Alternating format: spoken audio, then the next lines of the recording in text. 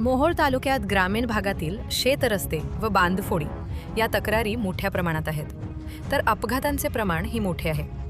एका वर्षात 749 जणांचा अपघातात मृत्यू झाला. या बाबी अतिशय गंभीर असून यावर सर्व वरिष्ठांच्या व शहरवासियांच्या मदतीने उपाययोजना करणार असल्याची माहिती मोहोळ पोलीस ठाण्याचे नूतन पोलीस निरीक्षक बाजीराव पोवार यांनी दिली. मोहोळ पोलीस ठाण्याचे पोलीस निरीक्षक हेमंत शेडगे यांची पुणे ग्रामीण येथे बदली झाली. त्यांच्या जागी पोलीस निरीक्षक पोवार यांनी पदभार घेतला आहे. त्यावेळी वार्तालाप कार्यक्रमात ते बोलत होते. पोलीस निरीक्षक पोवार म्हणाले, अनेक व्यापाऱ्यांनी दुकानाच्या बाहेर वाहतुकीला अडथळा होईल असे स्टँड बोर्ड लावले आहेत.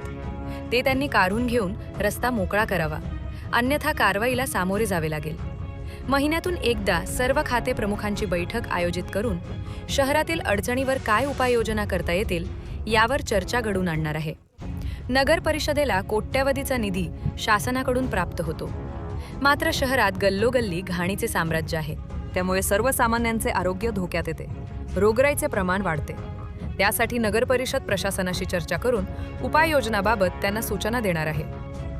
शहरातील व शहराबाहेरून येणाऱ्या दुचाकी व चारचाकी वाहनांना नंबर प्लेट नसल्याचे निदर्शनास आले आहे. ही बाब अत्यंत गंभीर आहे. एखादा अपघात झाला तर कायदेशीर प्रक्रियेला मोठी अडचण होते. अपघातात मरण पावलेल्याचे व जखमीचे कुटुंब उघड्यावर पडते.